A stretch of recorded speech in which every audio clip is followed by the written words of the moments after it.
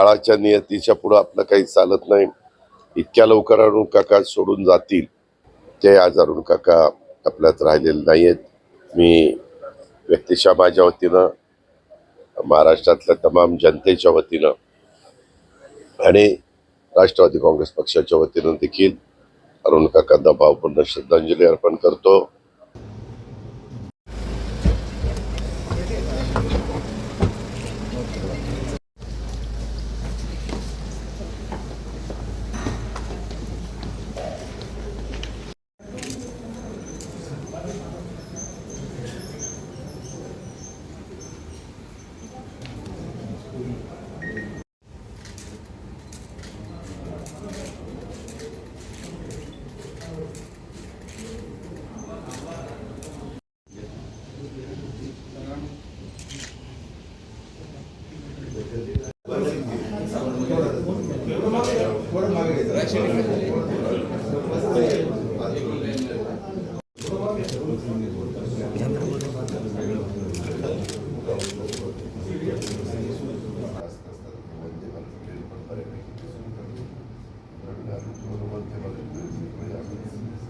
जे काही दुःखद निधन झालं त्याचा एक सगळीकडे शोककळा पसरलेली आहे.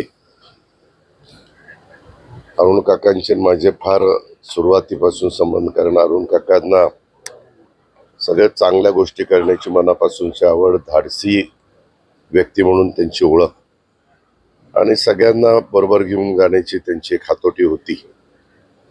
आपल्याला सगळ्यांना आठवत असेल की एकेकाळी ह्या शहरामध्ये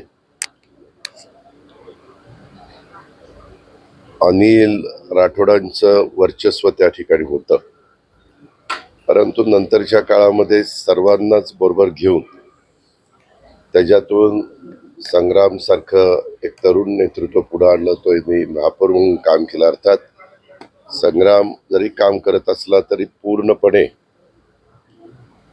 पाठबळ देण्याचं काम, आशीर्वाद देण्याचं काम, त्याच्या मागं सगळा समाज उभा करण्याचं काम हे अरुण काकाच करत होते. आणि आमदार म्हणून त्यांनी MLC म्हणून ज्यावेळेस काम ते करत होते त्यावेळेस विधिमंडळात मी बघायचो, नेहमी कुठलंही काम अतिशय चोखपणे झालं पाहिजे अशा प्रकारचा कटाक्ष त्यांचा नेहमीच असायचा. कुठलाही कार्यक्रम घेतला तर तो कार्यक्रम व्यवस्थित झाला पाहिजे, टापटीपपणा त्याच्यामध्ये असला पाहिजे आणि असं त्याच्यामध्ये कुठली कमतरता भासता नाही याबद्दलची पण काळजी त्यांची कटाक्षाने असायची. मध्ये आपल्याला आठवत असेल, इथं महाराष्ट्र केसरीच्या स्पर्धा झाल्या त्यावेळेस आम्ही अनेक जण आलो होतो. त्यावेळेस काका पहिल्या तिकडच्या घरी राहत होते. त्यावेळेस मला म्हणले की दादा, आता एक नवीन बंगला बांधतोय आणि तिथं आम्ही थोडेच दिवसात शिफ्ट होणार आहोत आणि तिथंही तुम्हालाही ते आवडेल, कारण तुम्हालाही सगळ्यांना माहिती आहे, मलाही नीटनेटक्या घर, ऑफिस व्यवस्थित, टापटीपणा, स्वच्छता या सगळ्या गोष्टीची मला पहिल्यापासूनची आवड आहे, सवय आहे आणि अनेक राजकीय लोक ते बोलून दाखवतात. तशाच पद्धतीनं आमच्या अरुण काकांना पण सवय होती. त्याच्यामुळं आमचे चांगले सूर जुळायचे, म्हणजे काही विचार जुळायचे आणि त्या पद्धतीनं आम्ही आजपर्यंत काम करत होतो. परंतु काळाच्या नियतीच्या पुढे आपलं काही चालत नाही. इतक्या लवकर अरुण काका सोडून जातील. मला तर त्यांनी सांगितलेलं होतं की पुढच्या वेळेस आल्यानंतर आम्ही वास्तुक शांती लवकर करणार आहे, म्हणून नंतर आपण तिथं एक कार्यक्रम करू. अशा पद्धतीनं नेहमी चांगला विचार मनामध्ये घेऊन आणि कसं संघटन वाढेल याबद्दल सतत त्यांचा प्रयत्न असायचा. ते आज अरुण काका आपल्यात राहिलेले नाहीयेत. खरं मी त्याच दिवशी येणार होतो, परंतु आपल्याला माहिती आहे महाराष्ट्र दिन आणि या सगळ्या कामगार दिन ज्या सगळ्या गोष्टी होत्या, शेवटपर्यंत संग्राम असेल, त्यांचा सगळा परिवार असेल, यांनी रुबी हॉस्पिटलमध्ये काकांना ॲडमिट केल्यानंतर काहीतरी घडेल आणि पुन्हा काका आपल्या सगळ्यांच्या मध्ये सहभागी होतील, आपल्याला मार्गदर्शन करतील, आपल्याला आधार देण्याचं काम करतील, अशा पद्धतीनं सगळ्या अहिल्यानगरच्याही जनतेला वाटत होतं, आम्हालाही वाटत होतं, परिवारातल्या सगळ्या नातेगोत्यातल्या लोकांनाही वाटत होतं.